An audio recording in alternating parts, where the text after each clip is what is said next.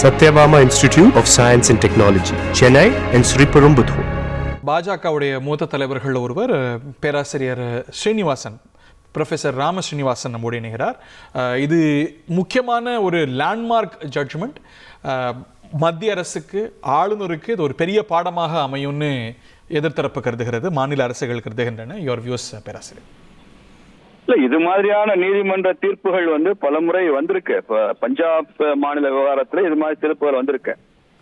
ஆளுநர் எழுப்பிய தரப்புக்கு முழுமையாக நீதிமன்றம் என்ன சொல்கிறது என்பதை பார்க்கணும். ஆளுநர் என்ன சொல்லியிருக்கிறார்னா, குடியரசுக்கு தலைவருக்கு மசோதாவை அனுப்புகிற ஒரு ஆப்ஷன் இருக்கு, ஆனால் குடியரசுத் தலைவரை சீக்கிரமா அதை கையெழுத்து போட்டு அனுப்புங்கன்னு சொல்ற அதிகாரம் ஆளுநருக்கு இல்லைன்னு சொல்லியிருக்கிறாங்க.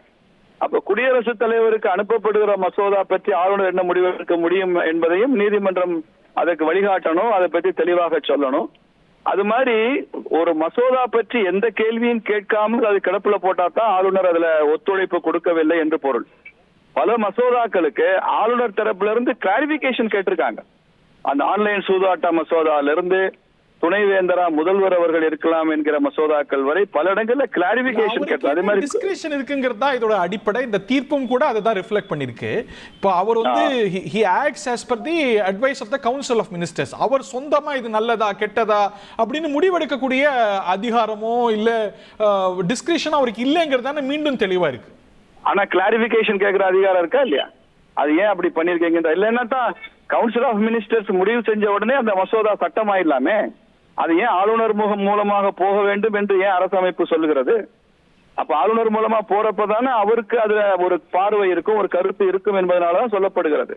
உதாரணமா கூட்டுறவு மசோதா பற்றி ஆளுநர் தரப்புல என்ன சொல்றாங்க? சென்ற ஆண்டு நடந்தது. இது சாதாரணமா யார் வேணாலும் மெம்பர் ஆகலாம் அப்படின்னு இருக்கிறத ஒரு அதிகாரி நினைச்சா கூட்டுறவு சங்கங்களை கலைத்து விடலாம்னு இந்த திமுக அரசாங்கம் கொண்டு வந்ததுதான் ஆளுநர் அப்ஜெக்ட் பண்ணாரு. பட் இந்த கூட்டுறவு மசோதாவோட எந்த கருத்தையும் அப்ஜெக்ட் பண்ணல. இதுல மெரிட்ஸ் இருக்குமாயின், ஆளுநர் மெரிட்ஸோட தான் நடந்திருப்பாராயின் இந்த தீர்ப்பு வந்திருக்காது இல்ல? நிச்சயமா இது ஒட்டுமொத்தமாக இந்தியா முழுக்க பல்வேறு மாநிலங்கள் இருக்கிற ஆளுநர்கள், காங்கிரஸ் ஆட்சி எதிர்காலத்துல பிஜேபி அல்லாத ஒரு ஆட்சி எதிர்காலத்துல வந்தால் கூட அப்போது அவர்கள் நியமிக்கும் ஆளுநர்களுக்கும் இந்த உச்ச நீதிமன்ற தீர்ப்பு பைண்டிங் தான். இதுல அரசமைப்பு சட்டம் கொடுக்காத அதிகாரத்தை ஆளுநர் தனக்கு அசியூம் பண்ணிருக்கிறார், அதன் அடிப்படையில செயல்பட்டிருக்காருங்கிறதானே இது. அரசமைப்பு சட்டத்துல ஒரு ஆளுநர் எவ்வளவு நாட்களுக்குள்ள, எத்தனை மாதங்களுக்குள்ள இதை பற்றி முடிவெடுக்க வேண்டும் என்று அரசமைப்புல எந்த நேர கால வரையறை இல்லைங்க. இப்ப கால வரையறை ஒரு மாசம் இது பண்ணிருக்காங்க. நீதிமன்றம் சொன்னா கேட்டுக்குவோம், அவ்வளவுதானே. நீதிமன்ற தீர்ப்பை மதிப்பதானே ஜனநாயகத்தினுடைய அல்டிமேட் என்னங்க? கோர்ட் சொன்னா கேட்டுக்குவோம். ஆனால் ஆளுநர் ஏதாவது கிளாரிபிகேஷன் கேட்க கூடாதுன்னு நீதிமன்றம் சொல்லியிருக்கா? ஆளுநர் நீங்க அனுப்புற மசோதால ஏதாவது ஒரு விளக்கம் வேண்டும் என்று கேட்டால் அதை மாநில அரசாங்கம் கொடுக்க கூடாதுன்னு புரிதல். அது மாத கணக்குல அவங்க கிளாரிபிகேஷன் கொடுக்காம வச்சிருந்துருக்காங்க. அதுக்கு நிறைய முன்னுதாரணங்கள் இருக்கு. நீதிமன்ற தீர்ப்பு கோர்ட் தலையிட்டு கருத்து சொல்லிருக்கோம் இல்ல தீர்ப்பு. நீதிமன்றம் என்ன முடிவு என்ன உச்ச நீதிமன்றம் என்ன தீர்ப்பு சொன்னாலும் அதை ஜனநாயகத்தின் அங்கங்களாக இருக்கிற எல்லோரும் கேட்டுத்தாகணும். அந்த அடிப்படையில் இந்த தீர்ப்பையும் ஆளுநர் ஏற்றுக்கொள்வார்.